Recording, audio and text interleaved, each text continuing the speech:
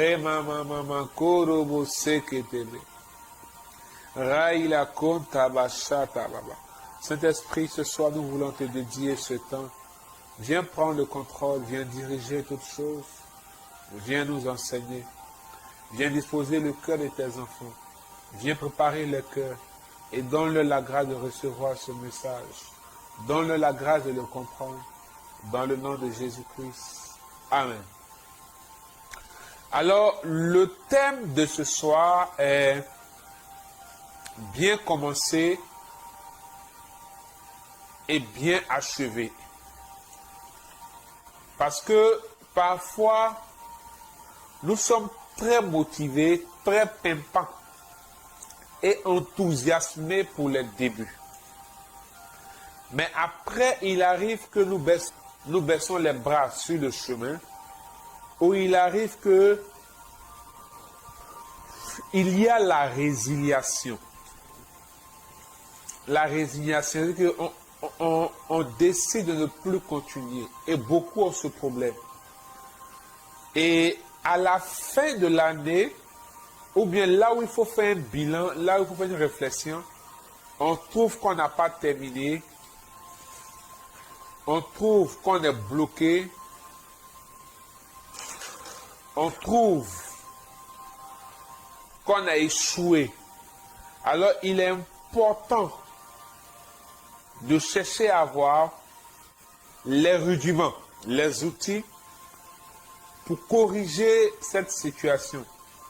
La grâce pour bien commencer et pour bien achever. 2 Timothée chapitre 4, verset 7.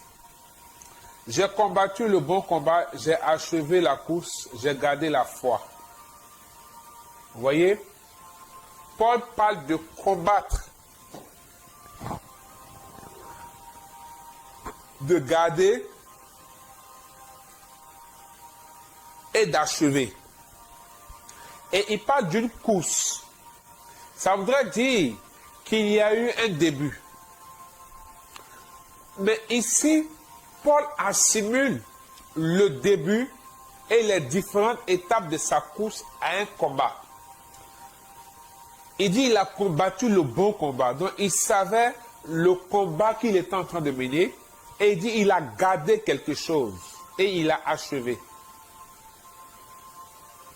Et cette même chose, dans notre vie, elle est pareille. Tout objectif qu'on se donne, tout but qu'on veut atteindre, toute destination à laquelle nous voulons arriver, bien aimés frères et sœurs, il y a un chemin à faire et cela constitue une course que nous menons.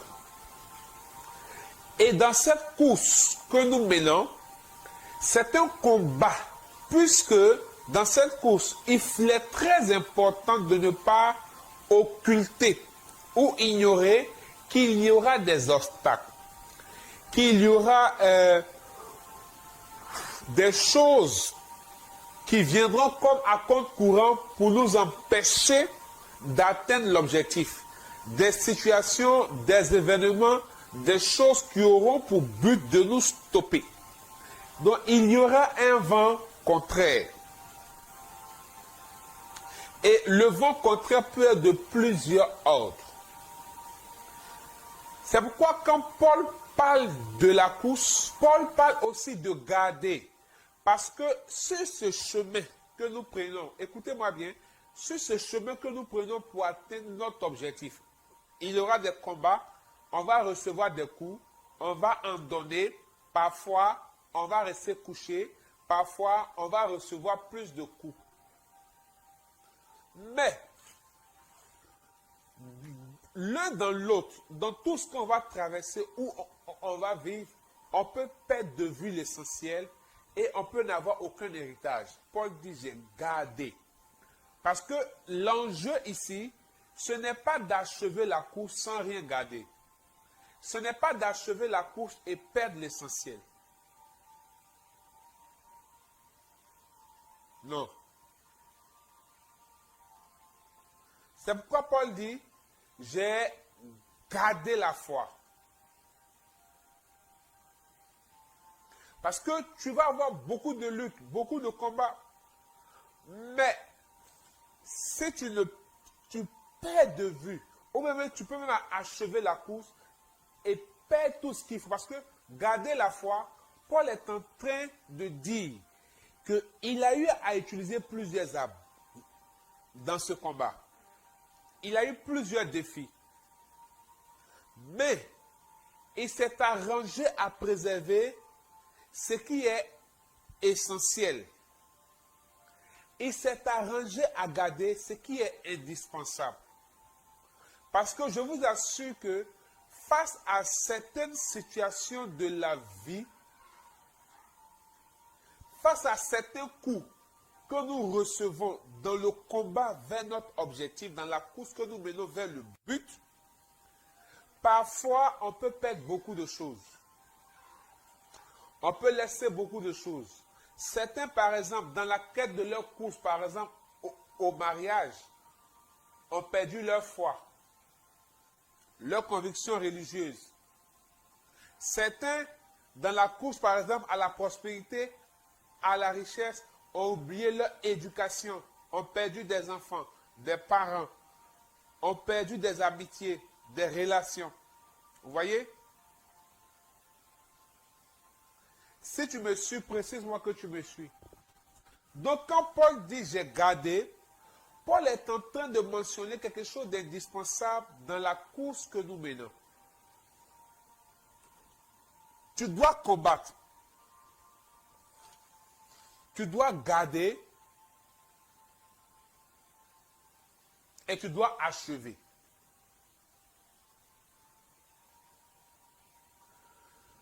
Voici le préalable pour pouvoir bien commencer et bien terminer. Avant de parler de la grâce qui nous donne de bien commencer et de bien terminer. Parce que certains avec toute leur bonne volonté, certains avec toute leur bonne volonté, avec leur désir de terminer, avec toutes les armes, les clés qu'on leur donne, avec les efforts qu'ils font, avec des séminaires qu'ils font, certains n'arrivent pas à achever la course. Parce qu'en fait, achever la course, on a besoin de la grâce de notre Seigneur Jésus-Christ. Mais avant, il est important de mentionner le préalable.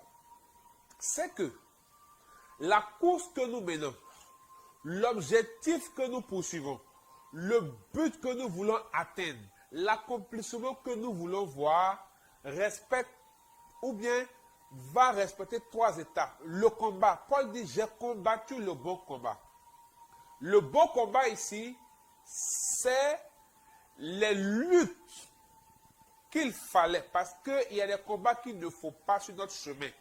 Il y a des palabres qu'il ne faut pas aller chercher. Il y a des palabres qu'il ne faut pas aller faire. Il y a des combats qu'il ne faut pas mener dans ta course. Et ça l'erreur de beaucoup. Donc, dans le préalable, il y a 2 choses majeures. La question du bon combat et la question maintenant des 3 étapes. Combattre, garder et achever. Ton combat n'aura pas de sens si tu n'es pas en train de combattre le bon combat. Il y a des combats qui ne sont pas tes combats que tu mènes. Il y a des combats qui sont les combats de tes parents. Il y a des combats qui sont les combats de tes amis. Il y a des combats qui sont les combats des années à venir. Il y a des combats qui sont des combats des années antérieures. Mais qu'aujourd'hui tu es en train de mener et ça te perd le temps. Donc il est important que tu te rassures que le combat que tu es en train de mener n'est pas le mauvais combat, mais tu mènes le bon combat qui est conforme à la course que tu dois achever. Parce que si le combat n'est pas conforme à la course que tu dois achever, tu es en train de mener le mauvais combat. Beaucoup mènent le mauvais combat.